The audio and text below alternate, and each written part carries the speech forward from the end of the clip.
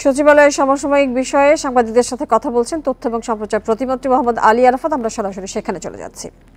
জাতীয় ট্রেন এক প্রান্ত থেকে আরেক প্রান্তে যাবে, কিন্তু এই সমঝোতা স্মারকে এটিও বলা আছে এখন জন্ম সনদ দিয়ে খোলো বিকাশ স্টুডেন্ট অ্যাকাউন্ট, নিজের বিকাশ নিজে কর। বাংলাদেশের ট্রেন বা তাদের ট্রেন ভারতের মধ্য দিয়ে বাংলাদেশে এসে মংলা পোর্ট বা চিটাগং পোর্ট ব্যবহার করবে। তারা কিন্তু এখন কলকাতা পোর্ট ব্যবহার করে, অর্থাৎ আমাদের পোর্টগুলোকে আমরা লাভজনক। ভারতের নতজানু পররাষ্ট্রনীতি হয়ে গেল, তারা তাদের কলকাতা পোর্টকে বঞ্চিত করে বাংলাদেশের পোর্টকে লাভজনক করে দিচ্ছে। বিষয়টি কিন্তু আসলে আঞ্চলিক সহযোগিতার বিষয়, রিজিওনাল কানেক্টিভিটির বিষয়। তো এই বিষয়গুলো না বুঝে এই অসত্য কথাগুলি বলা হচ্ছে। তাহলে আরেকটি জিনিস দেখেন কিভাবে তারা হাইড করে গেছে। এটা একটা বিশাল অর্জন আছে আমাদের এই সমঝোতা স্মারকে।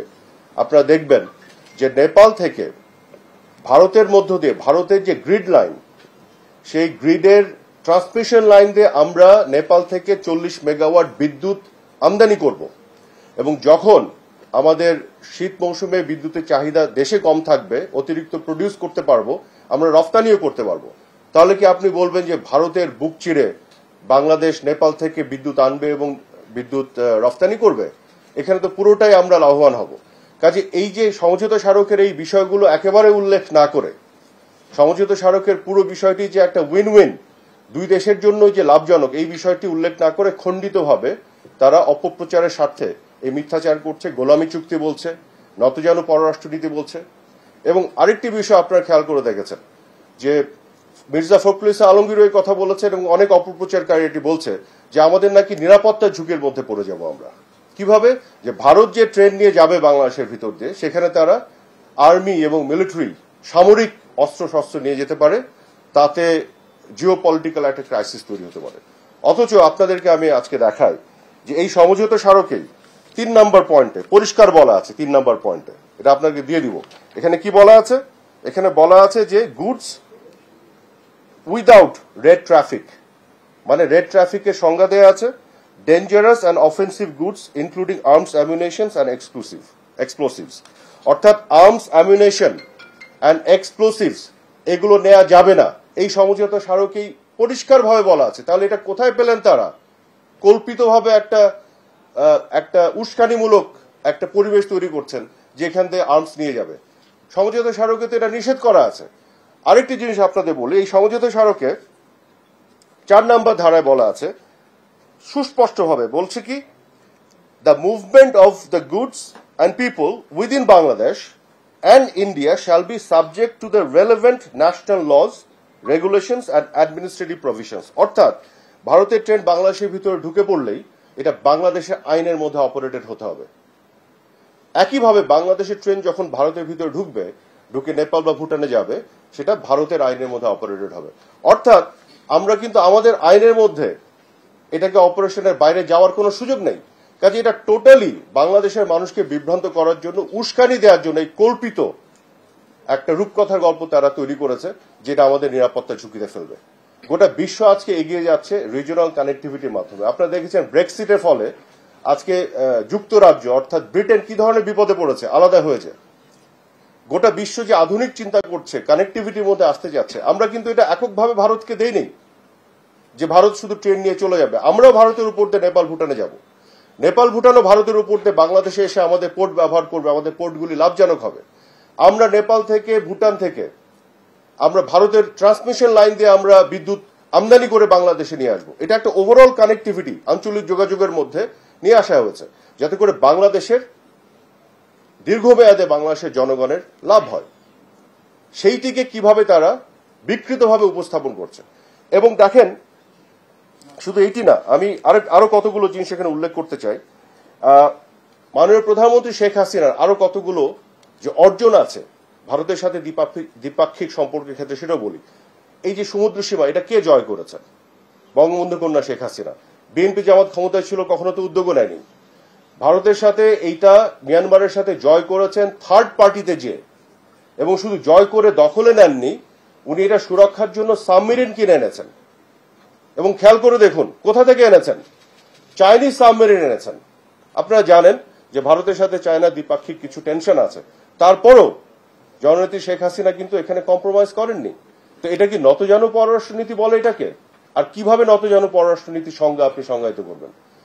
তো বিএনপি জামাত তো মানে সাবমেরিন কেনা তো পরের কথা, তারা তো এই আরবিট্রেশনে যে আমাদের যে ম্যারিটাইম বাউন্ডারি সমুদ্র সীমাটা তো তারা কোনো উদ্যোগই নেয়নি।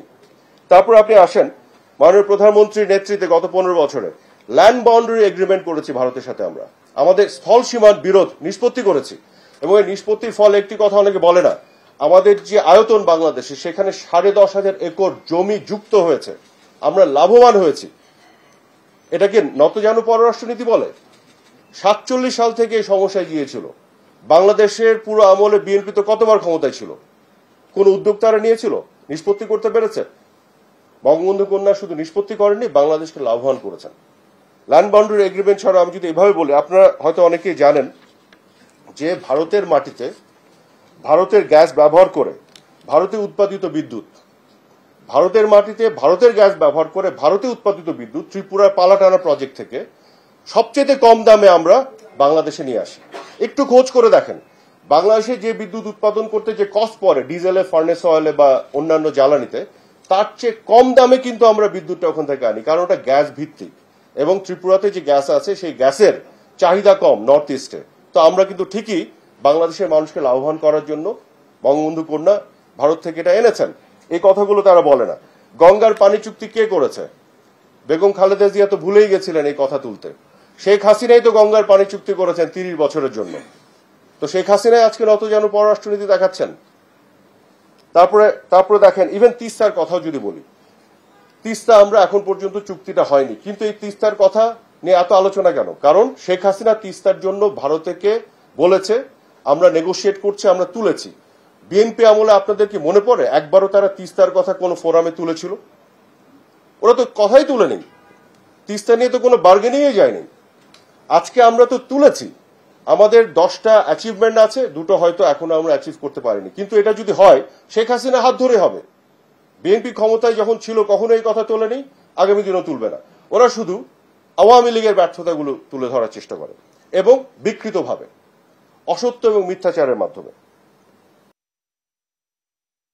বিএনপির বরং নতজানু রাজনীতির কতগুলো উদাহরণ আপনাদেরকে দিই। 2014 সালে যখন বিজেপি নির্বাচনে জিতলো, নরেন্দ্র মোদী প্রথম প্রধানমন্ত্রী হলেন, তখন মিষ্টি বিতরণ কারা করেছিল মনে আছে তো? এটা তো আপনাদের গণমাধ্যমে এসেছিল। এটাকে কি বলে? বিএনপির এত খুশি কেন মিষ্টি বিতরণ? নতজানু এটাকে বলে না তো কোনটাকে বলে? আচ্ছা এবার বলেন, প্রধানমন্ত্রী হিসেবে ভারতে গিয়ে বেগম খালেদা জিয়া গঙ্গার পানির বন্টনের কথা বলেন নাই, এটাকে কি বলে?